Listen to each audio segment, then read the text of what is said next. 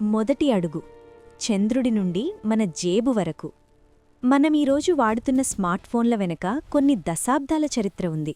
కానీ అసలు mobile phone అనే ఒక అద్భుతాన్ని ప్రపంచానికి పరిచయం చేసిందెవరు? చంద్రుడి మీద నీల్ ఆమ్స్ట్రాంగ్ చెప్పిన ఒక చిన్న అడుగు అనే మాటను భూమికి చేరవేసిందెవరు?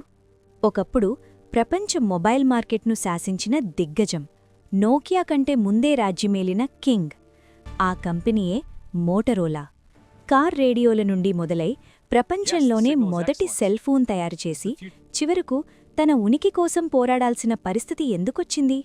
ఈరోజు ఏఐ ప్రొడక్షన్ యూనివర్స్లో మోటరోలా యొక్క అద్భుతమైన మరియు ఎమోషనల్ జర్నీని తెలుసుకుందాం. చాప్టర్ 1 గాల్విన్ మ్యానుఫ్యాక్చరింగ్ పునాది 1928. మోటరోలా కథ 1928లో చికాగోలో మొదలైంది. పాల్ గాల్విన్ మరియు జోసెఫ్ గాల్విన్ అనే ఇద్దరు సోదరులు కేవలం $563తో ఒక చిన్న కంపెనీని పెట్టారు. మొదట్లో వీరు బ్యాటరీ ఎలిమినేటర్లను తయారుచేసేవారు. కాని ఒకరోజు పాల్కి ఒక ఐడియా వచ్చింది.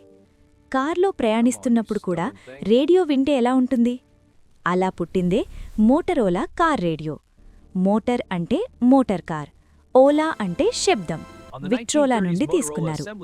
ఇది ఎంత సక్సెస్ అయిందంటే కంపెనీ పేరునే మోటరోలాగా మార్చేశారు. రెండో ప్రపంచ యుద్ధం మరియు మూన్ మిషన్. రెండో ప్రపంచ యుద్ధం సమయంలో సైనికులు ఒకరితో ఒకరు మాట్లాడుకోవడానికి మోటరోలా హ్యాండీ టాకీ మరియు వాకీ టాకీలను కినిబిట్టింది.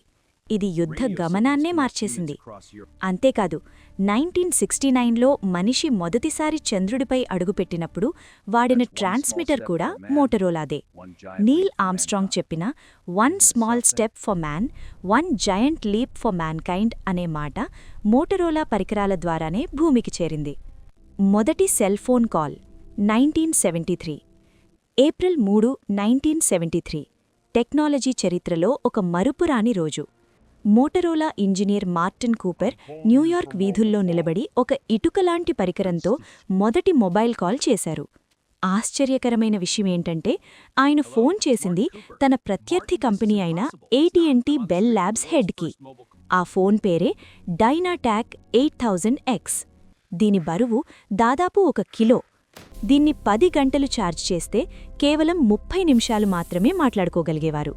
కానీ ఇది ప్రపంచాన్ని మార్చే విప్లవానికి నాంది పలికింది. గోల్డెన్ ఎరా, స్టార్ ట్యాక్ మరియు రేజర్. 1990 దశకంలో మోటరోలా అపజయమే లేని కింగ్లా మారింది.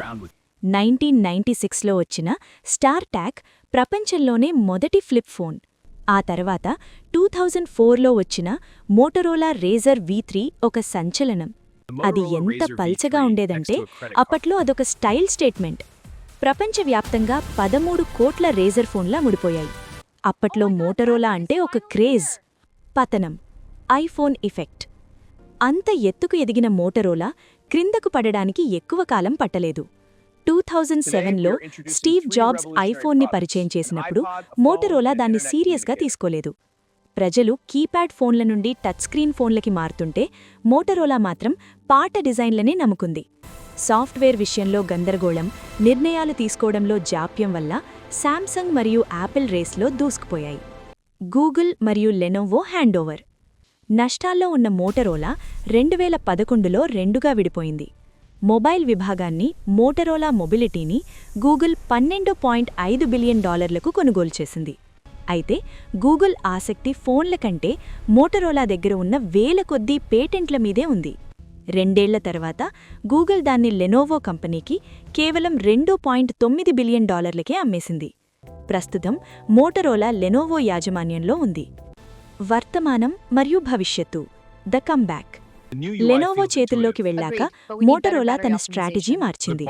మోటో G సిరీస్ ద్వారా బడ్జెట్ సెగ్మెంట్లో మళ్లీ పాగా వేసింది. క్లీన్ ఆండ్రాయిడ్ ఎక్స్పీరియన్స్ ఇవ్వడం వల్ల యూజర్లు మళ్లీ మోటరోలా వైపు చూస్తున్నారు. ఇప్పుడు మళ్లీ తన పాత రేజర్ ఫోన్ను ఫోల్డబుల్ డిస్ప్లేతో తెచ్చి టెక్ ప్రపంచాన్ని ఆశ్చర్యపరుస్తోంది. ఒకప్పుడు మార్కెట్ లీడర్ అయిన మోటరోలా ఇప్పుడు తనకంటూ ఒక ప్రత్యేక గుర్తింపు కోసం పోరాడుతోంది. ముగింపు, లెగసీ ఆఫ్ మోటరోలా. ఒకప్పుడు ప్రపంచాన్ని అనుసంధానించిన మోటరోలా ప్రయాణం మనకొక పాఠం నేర్పిస్తుంది. అదేంటంటే టెక్నాలజీలో మార్పును ఆహ్వానించకపోతే ఎంతటి దిగ్గజమైనా తల వంచక తప్పదు. కానీ మోటరోలా లేకపోతే ఈరోజు మన చేతిలో మొబైల్ ఫోన్ ఉండేదేమో. మీలో మొదటిసారి మోటరోలా ఫోన్ వాడినవారెవరు? ఆ ఫోన్ మోడల్ ఏంటో కామెంట్ చేయండి. ఈ వీడియో నచ్చితే లైక్ చేయండి, షేర్ చేయండి. మరిన్ని ఇంట్రెస్టింగ్ బ్రాండ్ స్టోరీస్ కోసం AI ప్రొడక్షన్ యూనివర్స్కి సబ్స్క్రైబ్ చేసుకోండి.